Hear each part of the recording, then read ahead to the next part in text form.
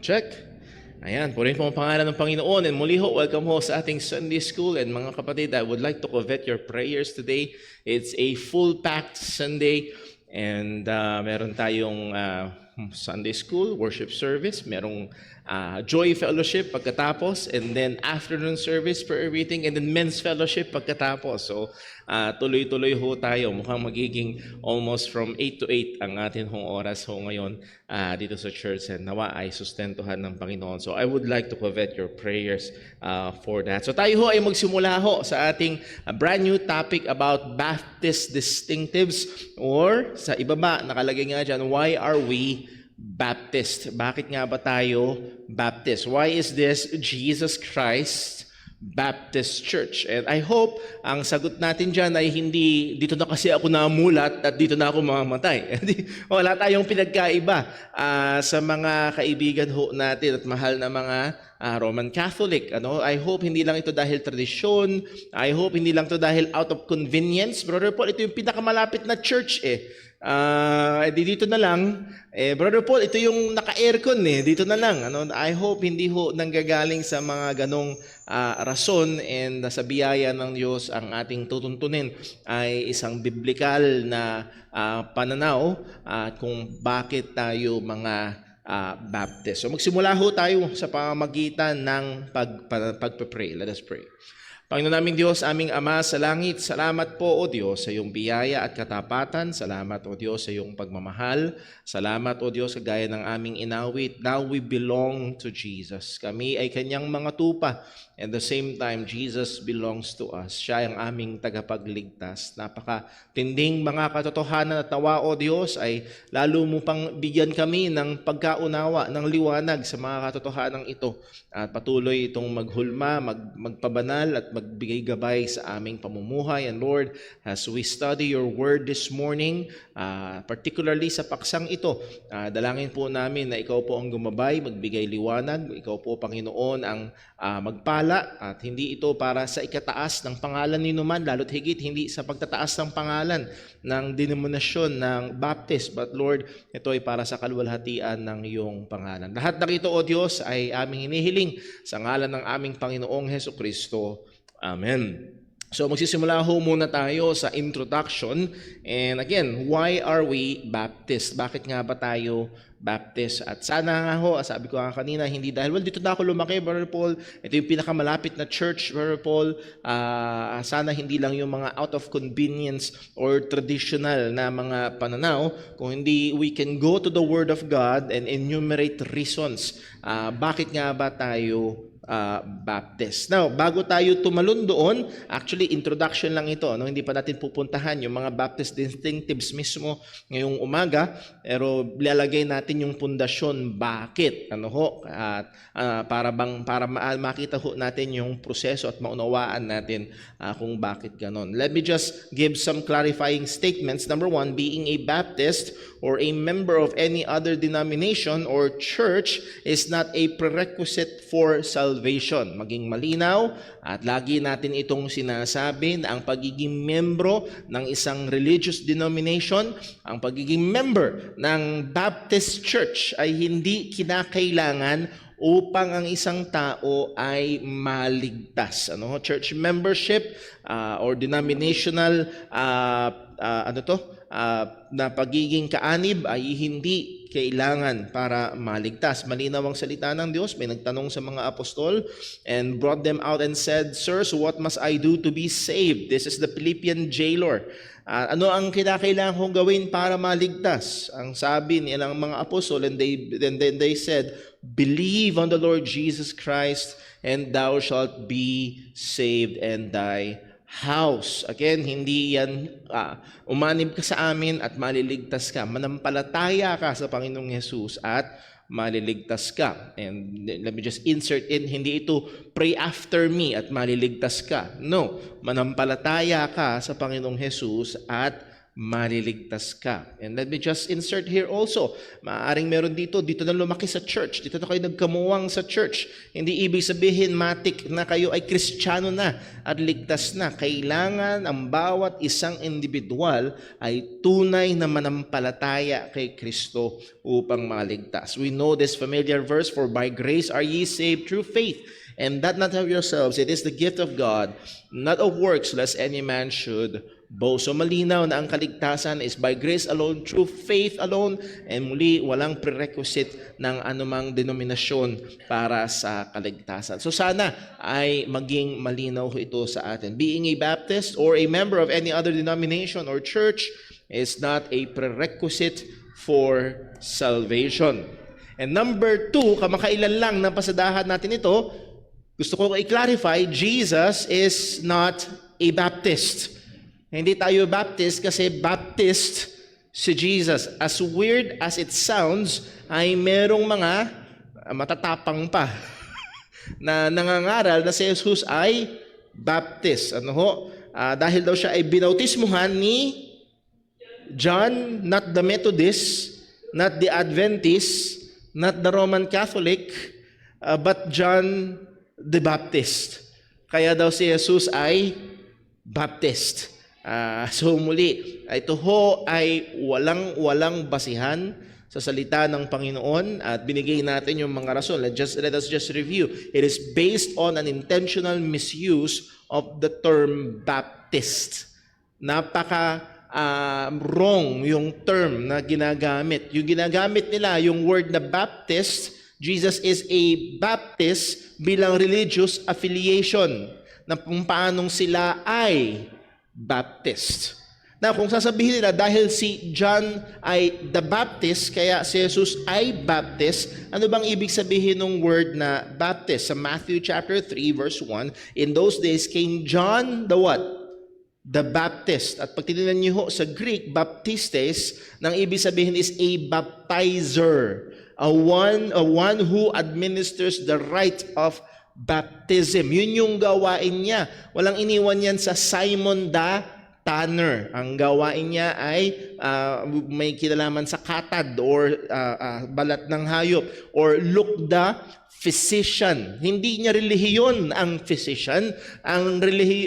Hindi relihiyon ni Simon ang tanner. Yun ang kanyang gawain. This is the very use ng salitang Baptist. Now, I've talked to a pastor sa, yun din ang ibig namin sabihin kasi si Jesus ay nagbabaptize, so siya rin ay Baptist. Well, then, ang dating daan ay Baptist. Ang mga iglesia ni Cristo ay Baptist. Ang Mormons ay Baptist. Bakit? Nagbabaptize din sila eh. So again, ito ay talagang severe misuse and sadly, an intentional misuse of the term. So hindi Baptist si Kristo dahil siya bautismo ni John the Baptist. To make Jesus a Baptist ay ito'y nagpo-promote ng maling doktrina patungkol sa church. Bakit? Listen po kung si John ay Baptist, ibig sabihin meron ng Baptist Church. At kung binautismo niya si Jesus, at therefore si Jesus ay naging Baptist, si Jesus ay naging member ng Baptist Church. So, bago pa si John at bago pa si Jesus, existing na ang church. Anong sabi ni Jesus? I will build my church. Wala pa. Itatayo pa lang ni Kristo. And last time I checked, hindi siya miyembro ng church, siya ang ulo ng iglesia. So therefore, ito yung pangatlo, it brings down Jesus Christ. To make Jesus a Baptist ay pagbababa kay Jesus, hindi ito pagtataas sa Kanya. Ito yung pagtataas ng pangalan ng denominasyon, surely, pero dito pagtataas kay Kristo. If John was a Baptist and he baptized Jesus, then Jesus is a Baptist, then it means that Jesus is a member of a Baptist church. Yun ba ang ibig nilang sabihin? Muli, last time we checked, Jesus is the foundation of the church. Jesus is the cornerstone. He is the head of the church. He is not a member of the church. And Jesus is never called the Baptist. Jesus is the Christ. He is the Christ. Hindi na parito si Jesus para magtayo ng isang religious denomination. So muli, I believe itong tatlong ito, and we can say some more patungkol dito, pero ikukulong natin dito. At sana malinaw sa atin na hindi Baptist si Jesus. Kagaya ng ibig nilang sabihin. Now, Brother Paul, bakit ba natin pinag-aaralan ito, itong word na Baptist? May halaga ba ito? Well, tignan muna natin dito. Labels are important. May halaga yung label. When a person say, I am a doctor, pag sinabi, ako'y doktor, ang usual na kasunod ay ano? Anong klaseng doktor? Okay? Ang veterinarian ay doktor. So, kailangan yung label ng veterinary doctor. Baka nakalagay lang doon sa opisina niya, the doctor is in, and pupunta ka, yun pala, ang ginagamot niya ay hayop, aso, kambing, baka. So a veterinarian is a doctor. It is widely recognized that there are well over 100 medical specialties and subspecialties. Merong iba't iba. Alam natin yan. May mga OB, may mga pedia, may mga pulmonologist, cardio, may kinalaman sa sugar, sa diabetologist, at kung ano-ano pa. Tama? May internist, merong doktor din, yung doon sa radiologist, doktor din yan. Si Brother William, doctor of embalming. At kung naghahanap ka ng doktor, punta ka sa kanya. 100% satisfaction guarantee. Walang nagre-reklamong kliyente. Doktor punta ka doon. May sakit ka, punta ka. Siguradong mawawala ang sakit. Kasi mawawala ka na rin. So, kailangan ho. So, ang punto ko lang ho dito, pinapakita ko lang na may halaga yung label. Naalala ko noon, isa sa mga paborito kong timplahin nung bata ako ay Milo. Isa sa mga gusto ko ay yung malamig, ice cold Milo. At meron kaming pitchil noon na, aluminum yung pitchil. At gustong-gusto ko yung pitchil na yun kasi parang yun yung pinakamalamig na tubig sa loob ng rep kasi aluminum So, pagkuha ko ng Milo, pag tunaw ko sa may tubig, kinuha ko yung pitchil na yun, isinaling ko para maging malamig. Lo and behold, pineapple juice pala ang laman. Hindi ko kasi nakita Hindi ko na-identify, walang label, hindi rin see-through. So, no, newsflash, hindi masarap ang pineapple Milo. Hindi siya masarap. Ang punto, it will be funny or even dangerous if you have a problem with your heart and you went to a dermatologist doctor. Doktor din ba yun? Doktor din, may problema ka sa puso, pero naghanap ka ng doktor, ay mas lalong nakakatakot kapag napuntahan mo ay doctor of embalming. Hihinto ang puso. So ang punto lang, all doctors have many things in common, but they have differences. Kuha natin. Ganun din. At masasabi natin, it is also true with regards to the Christian church, or a more broader term, the Christendom. Ang lahat ng mga nagpapakilalang Kristiyano, merong commonality. Di ba sinasabi, lahat naman may hawak na Bible Tama? Lahat naman tumatawag kay God. Okay, may commonality ba? May pagkakapareho? Pero may mga pagkakaiba. At kagaya doon sa doktor, pag namali ka ng puntahan, baka pwedeng maging mapanganib pa.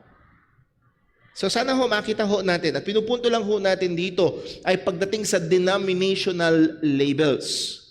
The Center for the Study of Global Christianity at Gordon Conwell Theological Seminary, a leading research institute in the topic, has estimated that there are over 47,000 Christian denominations globally. Kanina doon sa doktor, may 100 lang. Ngayon, 47,000 denominations. Napakarami. Okay? They may have similarities, Maaaring dun sa signboard nila ay may title na Christian Church. But there can be minor or, mas nakakatakot, there can be major differences sa mga nag-aangkin na sa Panginoon. Nakakuha ba natin? So doon makikita yung halaga. The movement away from denominational labels does not help. Sa dami ng denominasyon, ang movement paalayo sa denominational labels ay hindi nakakatulong. For example, nakakita ka ng Family Christian Church. Naalala ko sa Baliwag yata ako nakakita nun, Christian Family Church. Ano yun? Anong klase? Or, nakakita ka ng Community Bible Church. Okay, church, may Bible, pero anong klase? Or Redeemer Ministries International Incorporated. Mga kapatid, hindi ko to mga nilikhang pangalan. Nasa office lang ako, nag-iisip lang ako ng kung anong pangalan. At hindi ito partikular. Kung meron mang nasaktuhan, pasensya na po, pero nilikha ko lang to sa isip ko. Pero meron mga ganyan ng pangalan. Well, anong klaseng church yun? Anong klaseng ministry yun? Anong aasahan mo pagdating mo dun? They are all quote-unquote churches, pero anong klase? Denominational label shows that a church is identified with a particular set of convictions and or practices. Okay? Denominational label, pag sinabing, for example, Seventh-day Adventist, meron na agad, may mga alam na agad tayo na, okay, may ganito yung paniniwala nila. Pag sinabing charismatic church, okay, may alam na agad tayo, may idea na agad tayo kung ano yung paniniwala nila. Pag sinabing Assemblies of God Church, or pag sinabing, hopefully, meron tayo, Baptist Church. Ano ba yan? When we say Iglesia ni Cristo, meron na tayo agad idea. Meron na tayong idea sa anong katuruan nila, ano yung pinaka main na doctrines nila, paano sila nagmi-minister, paano nila hinahandle ang salita ng Diyos. Or pag sinabi nating Roman Catholic Church, may idea na tayo agad, ano yung mga paniniwala nila. Or pag sinabing Seventh-day Adventist, there are core beliefs or practices that they hold that comes to mind. Itong mga, pag sinabi natin yung denominational label, alam na natin agad. Ito yung meron silang mga paniniwala na ganito, na-identify natin. When we say Baptist Church, what comes to our mind? Ano ba yung katangian? Ano ba yung mga main na nagbubukod tangi? And yes, there are, because we exercise, isa yun sa mga distinctives ng Baptist, ay yung autonomy. We recognize the autonomy of the local church. So bawat isang lokal na iglesia ay may pagkakaiba-iba, maaaring in their minor and practices or even some of their beliefs or doctrines. Pero pag sinabing Baptist, what comes to mind? Narito ang problema. There is a lack of awareness of the distinctives of a Baptist church. Pag tinanong ka, well, ano bang religion mo? Ay, Baptist ako. Ano ba yung Baptist? Kasi si John the Baptist. sana hindi yun ang sagot natin. So ito yung ating bibigyang pansin. Ito yung ating pag-aaralan. Baptist distinctives. Baptists are recognized for their specific beliefs. Merong mga spesipikong mga pinaniniwalaan. May mga spesipikong doktrina. When combined, these beliefs are known as Baptist distinctive. So merong mga piling mga doktrina na pag pinagsama-sama, ito yung matatawag natin na Baptist distinctive. This is what makes Baptist distinct. Kakaiba mula sa mga Presbyterians, mula sa mga Methodists, maaaring mula sa mga iba pang mga born again or evangelical churches. So ito yung nagbubukod tangi sa Baptists. Note, no belief or doctrine that is held universally by other Christians can qualify as a Baptist distinctive. Ano ibig sabihin?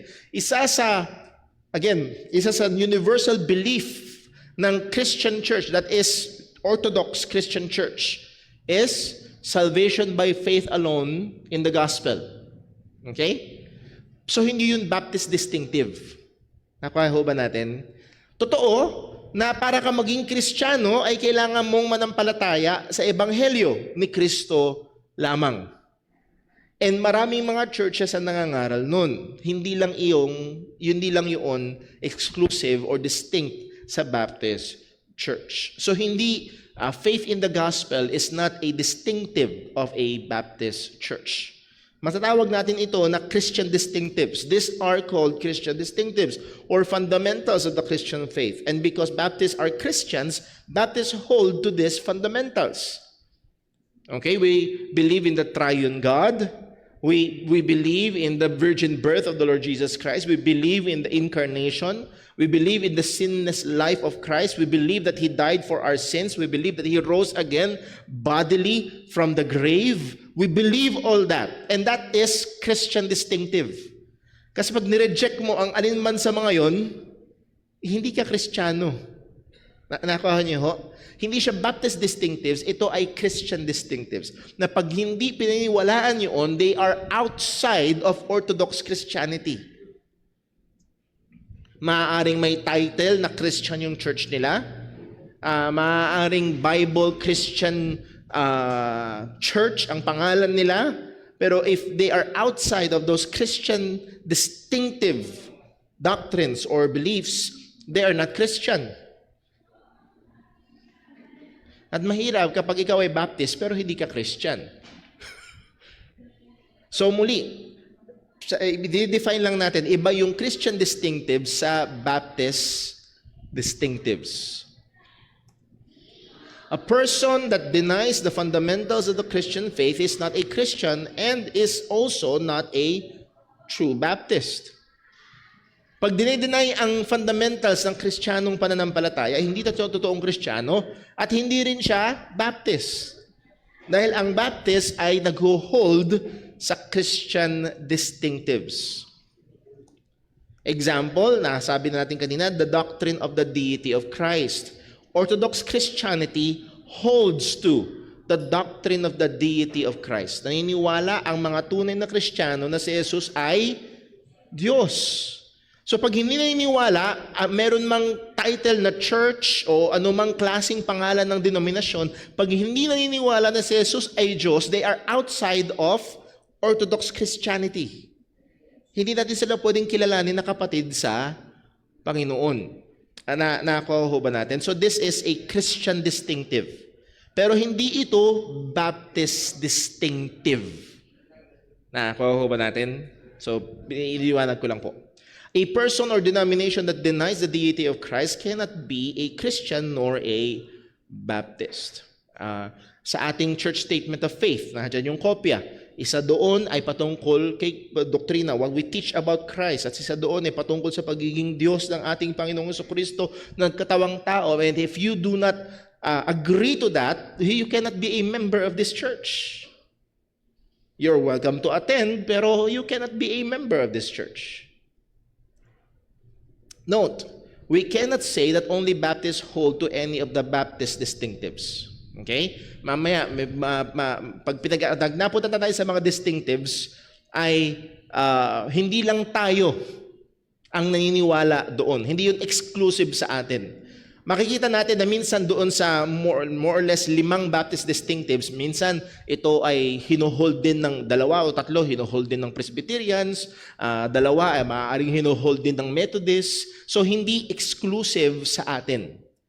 Pero itong punto, the Baptists are characterized by several beliefs, but none of those beliefs is completely unique to Baptists only. Nasabi natin. When we observe, other denominations may also hold to some of the Baptist distinctives. Kagaya ng sinabi.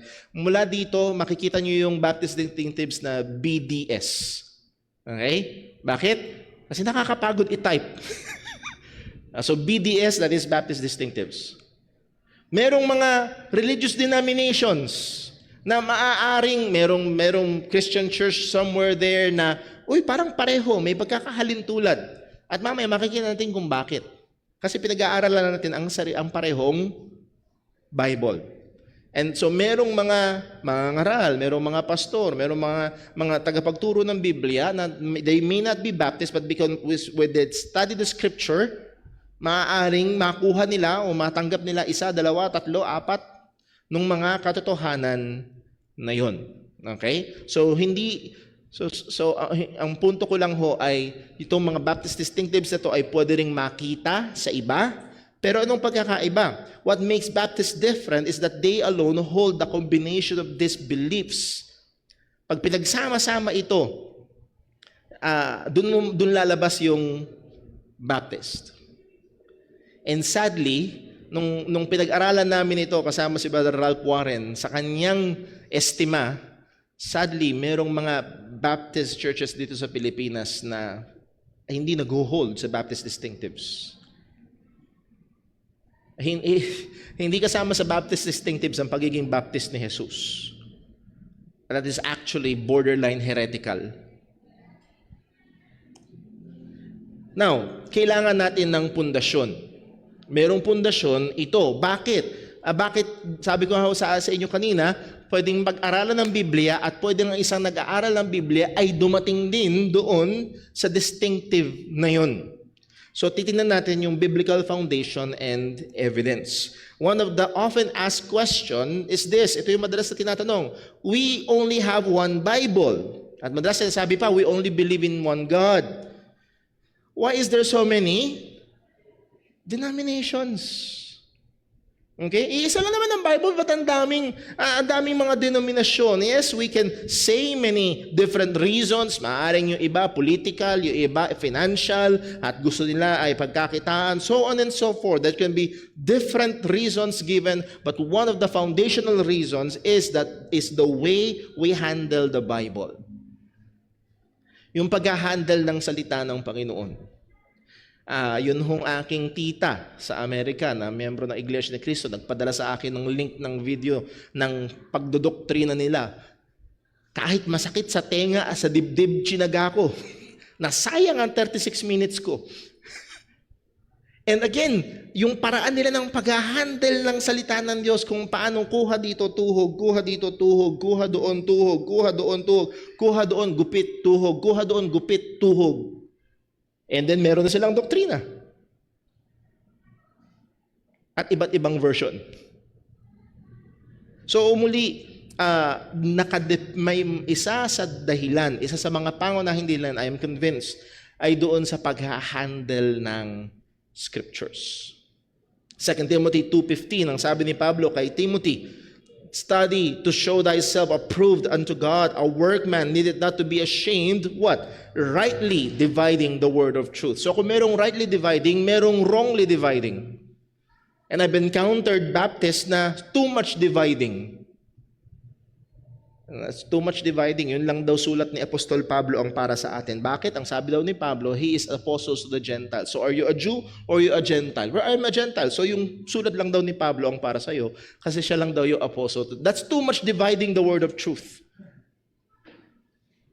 That's mishandling God's word. By the way, yung word na study dyan, sa unang word, study to show thyself, is the word spudazo. Ang ibig sabihin ng word na spudazo is to hurry, magmadali ka, to be bent upon. Kumbaga parang nasubukan mo nang may aabutin ka, tapos mabebend ka ng sobra para maabot mo. Kaya mag-exert ka ng effort para yun yung itsura nun. To be bent upon, to endeavor earnestly, talagang magsumikap ka, to strive, be diligent, magsumipag ka, to labor, pagtrabahuhan mo. Yun yung ibig sabihin ng word na study. Hindi mag-enroll ka. Hindi yun ang ibig sabihin nun, or magbukas ka ng libro. Hindi rin yun ang ibig sabihin noon. Sa ESV, nakuha niya yung tamang translation, do your best. Exert effort to present yourself to God as an approved workman who has no need to be ashamed, rightly what? Rightly handling the word of truth. So ang punto ko lang ho dito, merong tamang pag-handle ng salita ng Diyos. Hindi porket may hawak na Biblia, okay na. Hindi porket nababasa ay okay na. Maniwala ho kayo, pwede nating basahin na pagtuli ka, hindi ka ligtas. Naalala niyo yun sa Galatians? Ang sabi ni Pablo, I tell you the truth, if any of you be circumcised, Christ shall profit you nothing. So kung sino man daw sa inyo ang tuli, wala kang pakinabang kay Kristo. So lahat ng tuli ay patungong impyerno. Sa Bible ba yun? If you be circumcised, Christ shall profit you nothing? Nasa Bible. Mababasa eh. Pero anong context? Ang context noon ay kung isinasama mo ang circumcision as a prerequisite for salvation. Hinahaluan mo ang gospel ng works. And that is primarily the works of circumcision. Christ shall profit you nothing. Yun yung dinidil doon ni Pablo. So hindi porket mahilig yung iba sa proof texting, basa. Okay, anong ibig sabihin nung nabasa? Anong konteksto nung binasa? So napakahalaga ho niyaan. So this is also the reason why other Christians also have some of the Baptist distinctives. Kasi hindi lang naman ang Baptist sa nag-aaral ng salita ng Diyos. Maniwala ho kayo, sad to say, ay mas maraming mahuhusay na theologians ang mga Presbyterians. Marami akong libro at napakaraming libro ho dito ng mga theologians, systematic theology, covenant theology, and so on, biblical theology. Karamihan ay mga nasa linya ng Presbyterians. Ang Baptist ay madalang nakakapag-produce. Kaunti na lang ang napoproduce na mga mahuhusay na theologians. But again, hopefully, the trend will change. Nevertheless, yung mga nag-aaral ng Biblia na nag-handle ng tama ng salita ng Diyos, dahil hinahandle nilang tama, they can also arrive to some of the distinctives of a Baptist church. Letter A.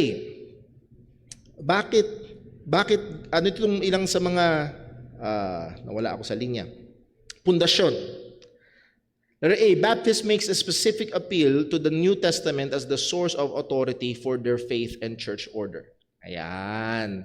Ang mga Baptist ay nagbibigay ng specific na appeal. Ano yung ina-appeal natin? Na ang New Testament ang priority source ng authority ng faith and practice ng New Testament church. Okay? The priority of the New Testament for the belief and organization of the church. Isa ito sa mahalaga. Yes, we believe that all Scripture is given by inspiration of God. Hindi baliwala sa atin ng lumang tipan. Actually, nung sinulat ito ni Pablo, ang tinutukoy niya technically na Scripture ay ano? Nung sinulat ito ni Pablo, wala pang New Testament. Anong tinutukoy niya dyan na Scripture? Primarily, it's the Old Testament. Pero again, sa pag-aaral natin ng inspiration ng salita ng Panginoon and maging sa canon ng New Testament, kasama ang Old and New Testament, sa all Scripture is given by inspiration of God and is profitable for reproof, for correction, for instruction in righteousness, that the man of God may be perfect, thoroughly furnished unto all good works. We believe that. We study the Old Testament. Mamaya sa preaching, nasaan tayo? Nasa Psalm 23. Lord willing, matatapos natin ng Psalm 23 mamaya. Nasaan yun? Nasa Old Testament. May makalaking pakinabang ba sa atin? Yes! Pero ito ang punto. We believe and hold to the inspiration of the whole canon of Scripture and that both the Old Testament and the New Testament are important for the church. But when it comes to the matters of the church, Baptist gives priority to the New Testament.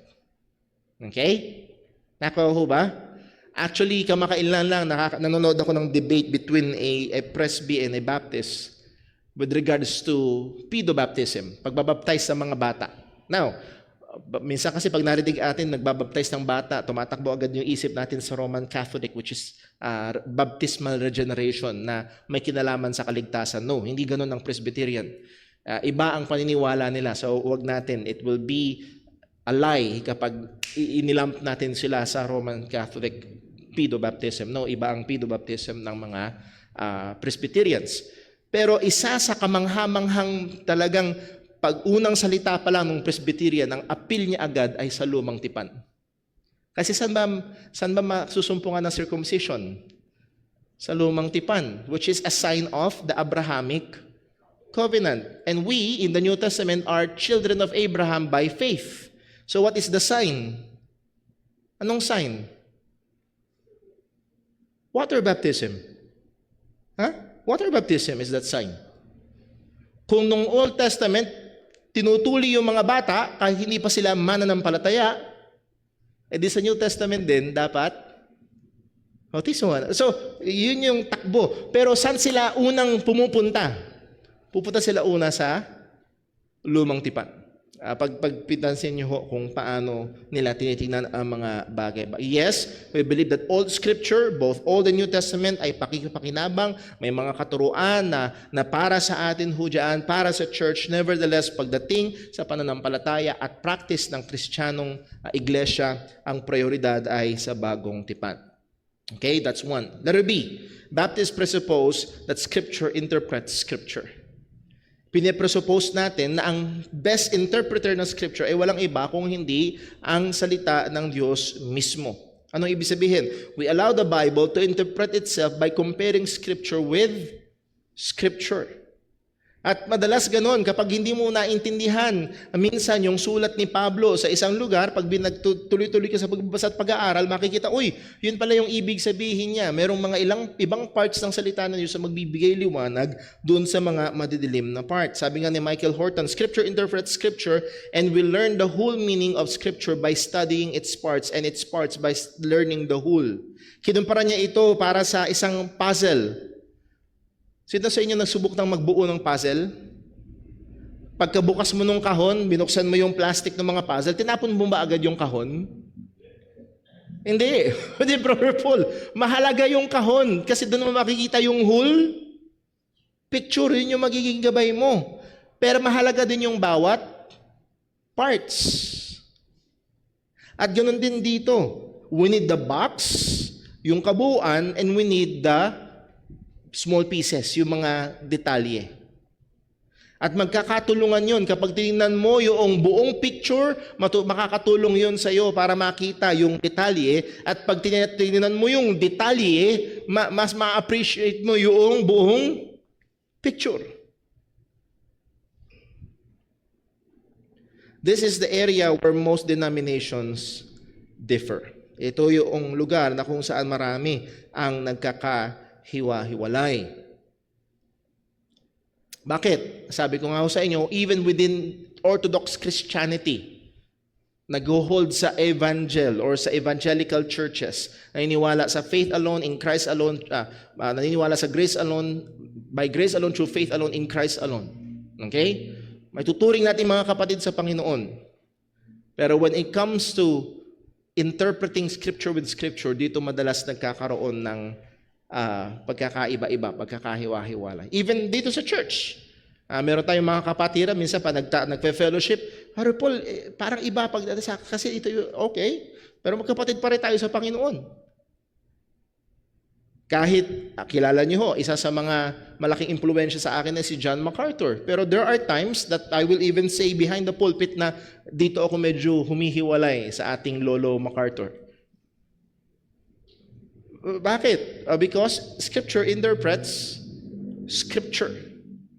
Ang pinakadapat magbibigay sa atin ng pagkumbinsi ay hindi ang boses ng tao, kundi ang katotohanan ng salita ng Panginoon.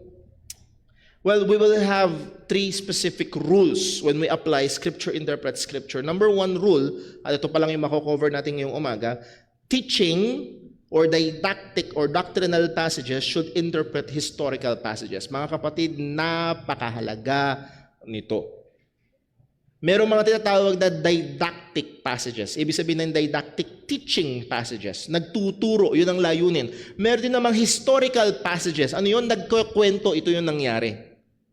Okay? Anong pagkakaiba? Yung didactic or teaching passages, ang nagsasabi, ito dapat ang paniwalaan mo at ito dapat ang gawin mo. Ang historical passages, ito yung ginawa nila.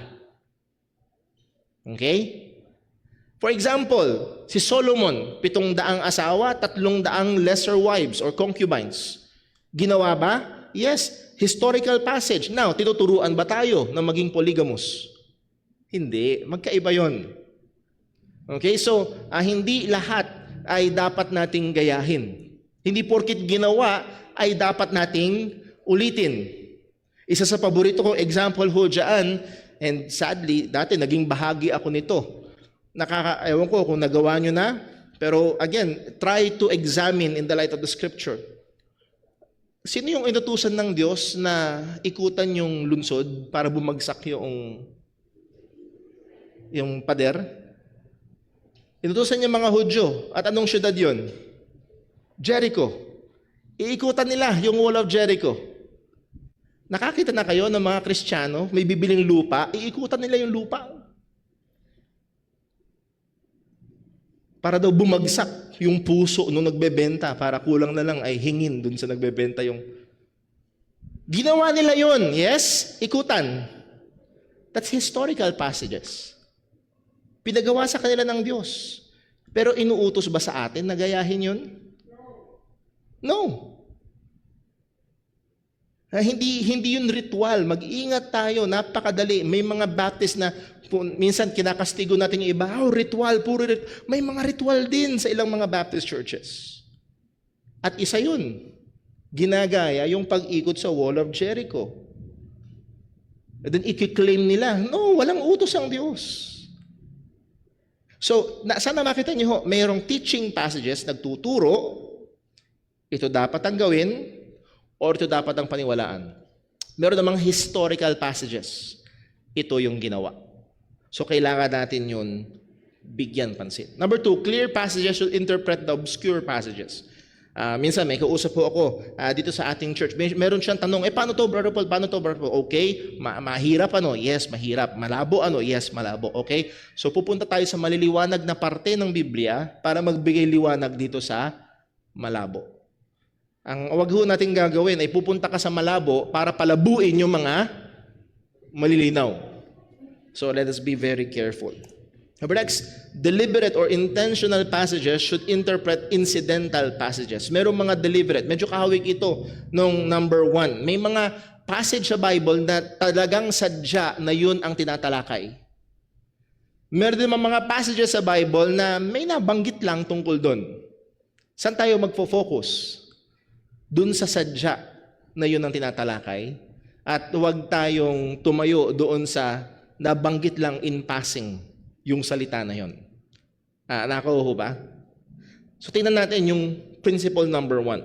Teaching didactic or doctrinal passages should interpret historical passages. So historical passages tells us what happened, but by themselves they do not tell us what ought to be or what ought to happen or what we ought to do.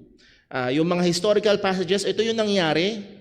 Ito yung ginawa nila, ng lumang tipan. Ito yung kahit sa bagong tipan. Meron tayong example mamaya. Ito yung ginawa nila sa bagong tipan ng panahon ng mga apostol.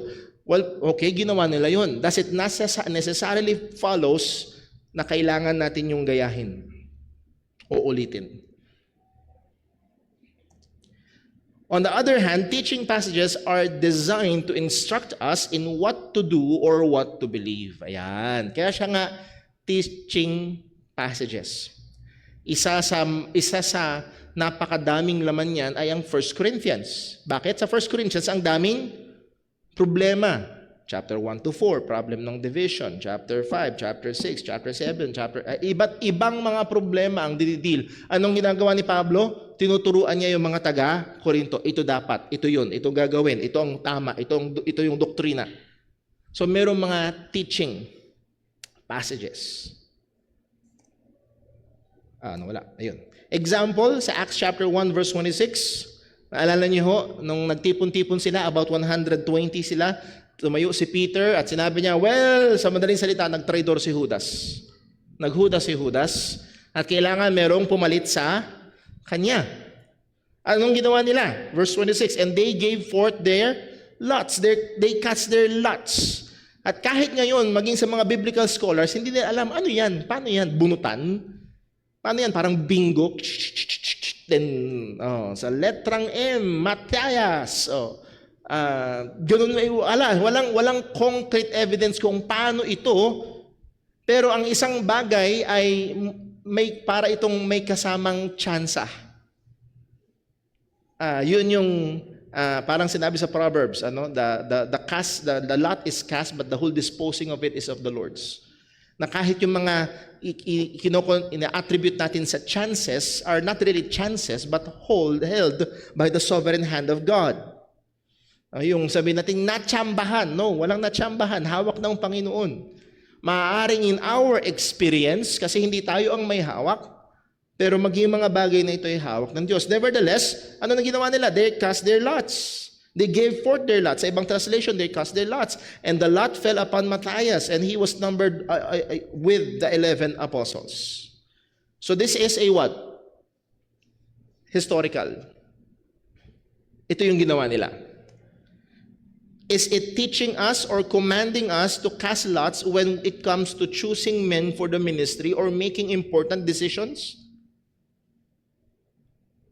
Halimbawa, pambira, Brother Paul, litong-lito ko kung sino sa kanila ang liligawan ko. Dami nila nagpo-propose sa akin. Ganun na lang, I will cast lots, Brother Paul, kasi nakita ko naman sa Bible, they cast lots. Nakikita ho natin yung panganib kapag ganito ang ginawang pag-handle ng salita ng Diyos. Or isa pang example sa Acts chapter 2 verse 44. And all that believed were together and had all things common. Pagkatapos mangaral ni Apostol Pedro and about 3,000 souls got saved and sila nagpatuloy sa salita ng Panginoon. Anong sabi? And all that believed were together, nagsasama-sama sila. And have all things in common, and sold their possessions and goods, and parted them to all as every man had need. Again, this is a historical passage that shows us what the believers in the church of Jerusalem did. Anong ginawa ng mga Kristiyano, ng mga Hudyong nanampalataya sa church of Jerusalem? Again, naalala niyo yung context nun? Dahil panahon ng Passover, yung mga Hudyo mula sa iba't ibang mga lugar ay pumunta sa Jerusalem. Ano nangyari? Nangaral si Pedro, naligtas yung marami. Ayaw nilang umalis, ayaw nilang bumalik doon sa pinanggalingan. Bakit? Nahandun yung pangangaral ng salita ng Diyos. Ba't sila aalis? Ang problema, wala silang mga trabaho doon. Ang mga ari-arian nila ay nasa ibang mga lugar. So merong economic crisis. Anong ginawa ng mga Kristiyano? Nagbenta sila ng kanilang mga ari-arian para masustentuhan yung present na kalagayan nila. So, kailangan ba natin gayahin ito? This can be a good example of generosity and love for fellow believers. Pwede itong maging magandang example na maaaring sa biyaya ng Diyos, sa paglilid ng Panginoon, dahil meron talagang malaking pangangailangan sa church o sa kapatiran, ay talagang na-convict ka na merong pang property or bagay na ibinenta mo para mapangtustos o para maipangtulong. Again, that's a good example. Now, ito na. Can we impose this to the church as a command to all churches, to all believers in all times? Nakuha niyo yung pagkakaiba? Kung ito ay isang teaching passage that believers should sell all their property at magkaroon tayo ng common pool ng mga assets and then hahati-hatiin natin. Well, dapat yung iutos sa lahat ng Kristiyano, sa lahat ng iglesia, sa lahat ng panahon. Hindi lang noon, kundi maging ngayon. Nakuha yung pagkakaiba? Dahil hindi ito teaching passage, ito ay historical passage. Naalala ko ho, merong biruan ng ilang mga young people dito, lalo na sa mga kalalakihan. Hindi ko maalala eksakto kung anong tribe. Merong tribe of Israel na nagkasala sa Diyos at pinarusahan sila ng Panginoon. Pero ang naging resulta ay almost naging extinct yung tribe na yun. Naalala niyo yun? Ang problema, halos mauubos sila. Kailangan nilang dumami ulit. Anong inutos sa kanila ng Panginoon? O mag-abang kayo dyan, tas may mga dadaan, tas kanya-kanya kayong hablot ng asawa. Okay? Historical? Mangidnap na lang ba yung mga single dito? Biblical eh. So muli ho, makita ho natin na hindi porket nangyari at ginawa ay matik na gagayahin at i-impose, lalo't higit iuutos sa church. Sadly, I will highly think na merong mga pastor na pupunta sa Acts chapter 2 verse 44 at imamanipulate ang mga members. Oh mga kapatid, kita natin sa Bible. Nakita nga ba sa Bible? Oo. But it's not a teaching or didactic passage. It's a historical passage. Maganda bang example? Yes. Pero pwede bang ipantali ng konsensya ng kapatiran? No. 2 Timothy 2:1. Thou therefore, my son, be strong in the grace that is in Christ Jesus, and the things that thou hast heard of me among many witnesses, the same commit thou to faithful men, which shall be able to teach others also. Kanina, meron tayong historical passage. Anong ginawa ng mga apostol? They cast lots para makapagdagdag sila doon sa apostles. Doon sa 12, dahil nabawasan ng isa, pinagdag nila sa Matthias. Pagdating sa mga magmi-minister sa church, merong didactic, merong teaching passage. Ito yung marinaw na utos ni Pablo kay Timothy. Thou therefore, my son, si Timothy, be strong in the Lord, in the grace of be strong in the grace that is in Christ Jesus.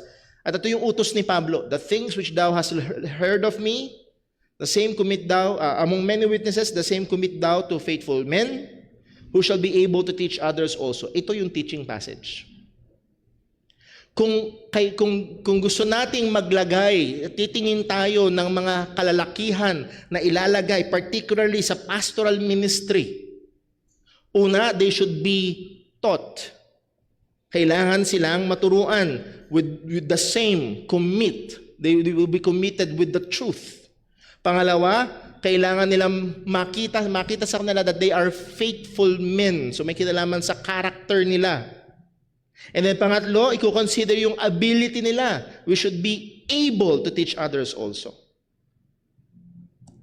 So Timothy is instructed by Paul to train men and make wise observation and judgment regarding to a person's faithfulness or character and ability to be installed in the ministry. So meron ba tayong didactic passage patungkol sa paano pipili ng kung sino ang ilalagay sa ministry? Yes. Hindi tayo magkakas ng lots.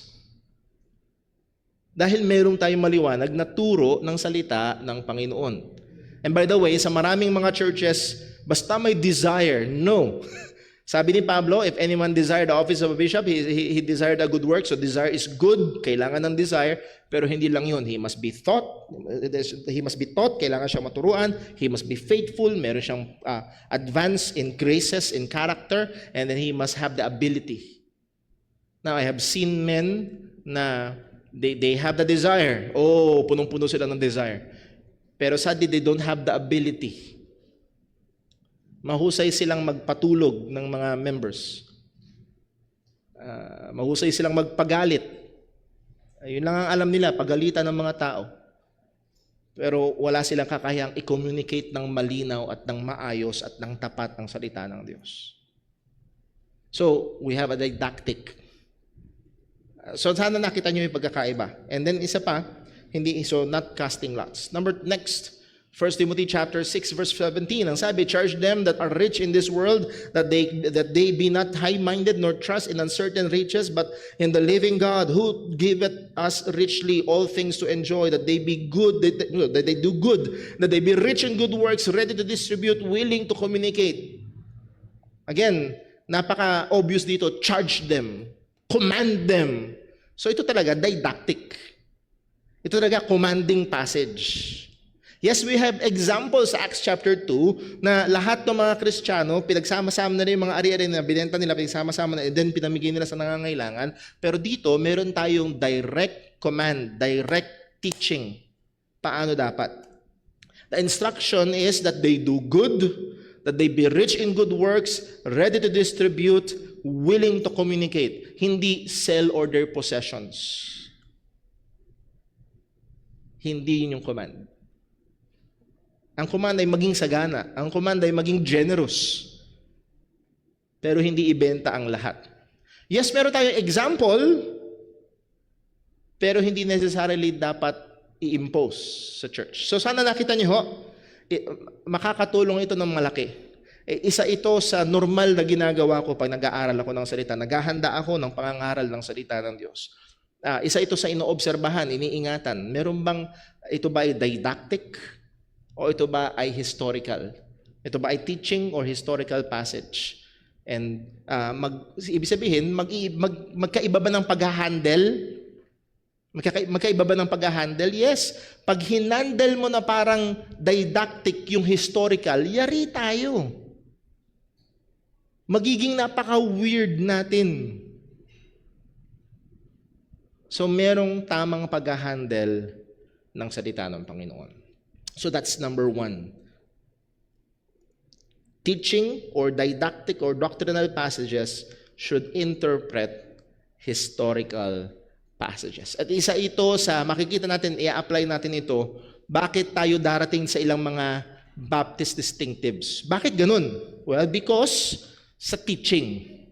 Yes, meron silang ginawa, pero merong tinuturo ang salita ng Diyos at ipaprioritize natin yun. At that's why mag-a-arrive tayo doon sa ilang mga Baptist distinctives. With that, introduction pa lang ito hanggang next week yung ating introduction. At hopefully, medyo mas na-challenge tayo, natututo tayo, and mas makita natin na mas maging convinced tayo na tayo ay Baptist not because si John the Baptist ay binautismohan si Kristo, therefore si Jesus ay Baptist. No. Ayon ay malayo sa salita ng Panginoon. Meron po ba may tanong? Question? Sa online ho, baka may question? Wala. Sa church, baka meron ng question?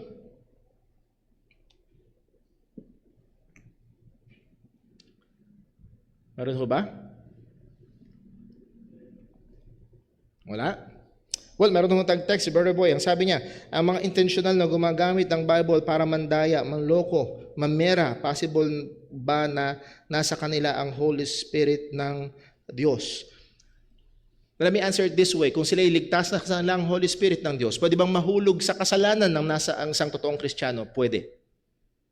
Okay, now, kung nagpapatuloy siya sa ganong gawain, malaking question. Kasi ang sabi ni John sa 1 John chapter 3, ang nagpapatuloy sa kasalanan ay hindi ipinanganak ng Diyos. Oh, sorry, baliktad. Ang ipinanganak ng Diyos ay hindi nagpapatuloy sa kasalanan. So, kung ganun ang gawain ng isang mangangaral, kung siya tinawag na, at kinall out na, tinawag na para magsisi, ayaw niya magsisi, damaan na sa church discipline, ayaw magsisi, higit sa malamang ito ay pagpapakita na siya hindi tunay na mananampalataya. Number next, kung alam ng mali ang turo ng isang leader o grupo, dapat bang manatili doon ng isang tunay na mananampalataya o baka dapat siyang lumabas, humiwalay at bumukod? I would say depende. For example, kung sabi natin kanina, pagka-Diyos ni Kristo, kung ang turo ng isang denominasyon ay hindi Diyos si Kristo, get out. Okay? Pero for example, ang pagkakaiba, kagaya na pinag-aralan natin dito, pinag-aralan natin ng Christian Sabbatarianism and Lord's Day observance. I don't think necessarily na liba na lang sa culture ng church kung talagang didiinan at hindi kaya ng iyong konsensya, maaaring maging rason yun. Pero again, kung ikaw ay Christian Sabbatarian, you're still welcome here and you can be a member dito sa Jesus Christ Baptist Church. Depende.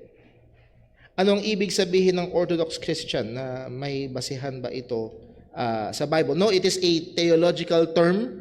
Pag sinabing Orthodox meaning traditional, that means ito yung definition, ang traditional definition ng Christian at yung traditional definition ng Christian na hinuhold o makikita natin in history is they believe that salvation is by grace alone, through faith alone, in Christ alone. They hold to the Word of God as the basis of their doctrine. So, kasi merong neo-Christianity, merong postmodern Christianity. So, we are trying to differentiate that pag sinabi natin Orthodox Christianity, yung traditional Christianity. So, hindi ito biblical word, pero it is a theological word at wala hong masama na gumamit noon. Meron pa ho bang tanong? Si Brother Lance. Mike po. Mike.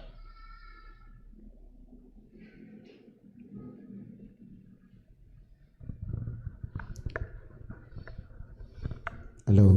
Good morning po sa Morning lahat. po. Ang tanong ko lang kung sakaling sa pangangaral o pag-share, Pag-share. pag-share o Okay. pangangaral or teaching or preaching. Mhm. Kamukha nga po nung sinasabi nyo na historical at saka yung didactic na kailangan, yung sa pagsunod.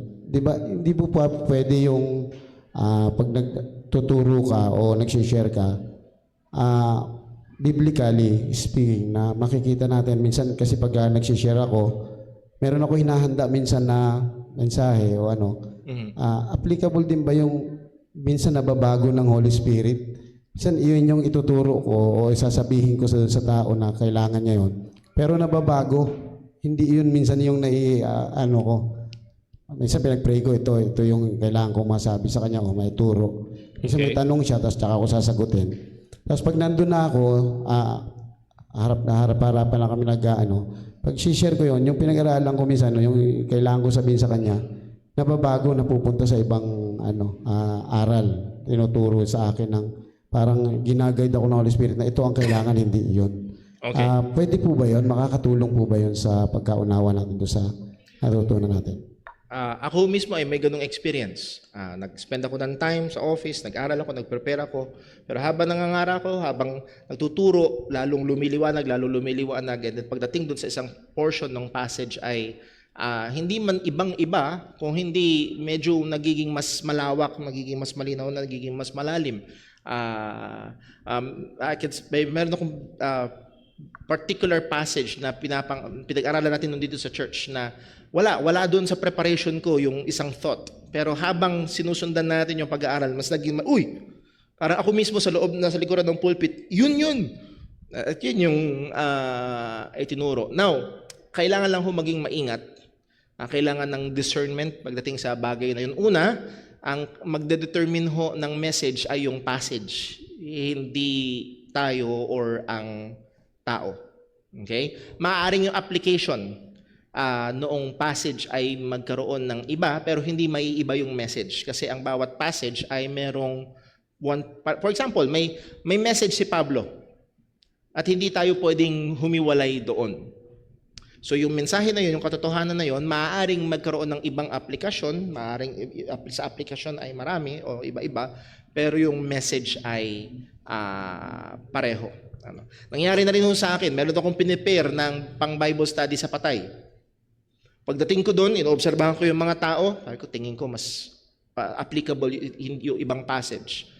So pinalitan ko. So now, ang kailangan ingatan natin ay dahil muli, totoo din na tao tayo, na baka mamaya ay mayroong mga ibang nag-iimpluwensya na, dumating si ganito, ay baguhin ko. Kasi ang layunin natin ay patamaan o anuman. So kailangan lang hindi ko sinasabing ginagawa niyo ho yun, pero just to give a broader answer, ay kailangan nating bantayan ho yun. So may mga times, sa biyaya ng Diyos, gagabayan tayo. Pero ang pinaka main ingredient pa rin ng atin hong pagtuturo, pangangaral ay yung talagang pag-aaral ng tapat ng salita ng Diyos at yung katotohanan na nilalaman ng mga passage na yun at yun ang iahatid natin sa kanila. I hope na ano ho. Meron pa ho ba? Question? Ayun, si Kuya Toto.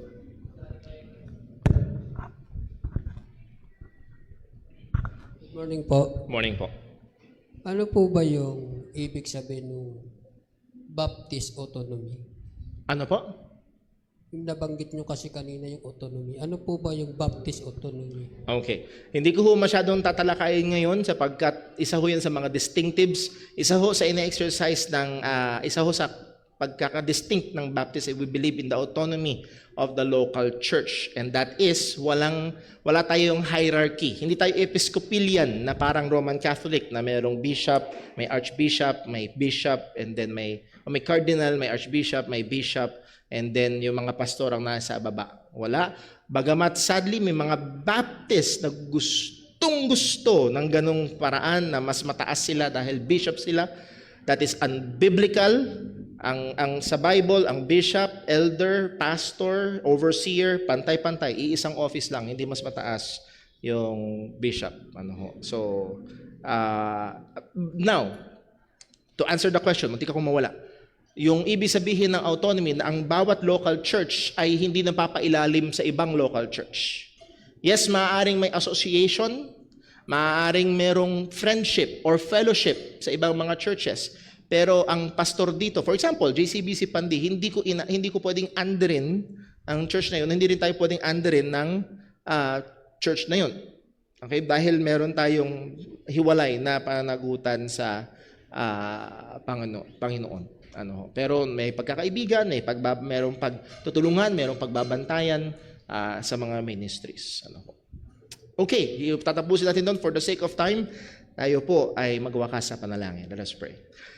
Panginoon naming Diyos, aming Ama sa langit, salamat po sa biyaya mo, salamat sa salita mo, at tulungan mo nawa kami, Panginoon, na hindi mahulog sa mga maling basihan kung bakit kami tumitindig o tumatayo sa pagiging Baptist. At as we proceed sa aming lesson po na ito, tulungan mo nawa kami, hindi ang tinig ng tao, kundi ang katotohanan mo ang gumabay sa amin, at nawa, O Diyos, ang maluwalhati ay hindi ang denominasyon, hindi ang mga tagapagturo, kundi ikaw lamang. Pagpalain mo at ihanda mo kami sa pagsamba, O Diyos, maging ang time ng sandaling fellowship at pagkain ay pagpalain mo para sa kabubuti namin at kakalawalhati ng iyong pangalan. Ingatan mo kami at samahan. Dalangin namin sa pangalan ng aming Panginoong Hesukristo.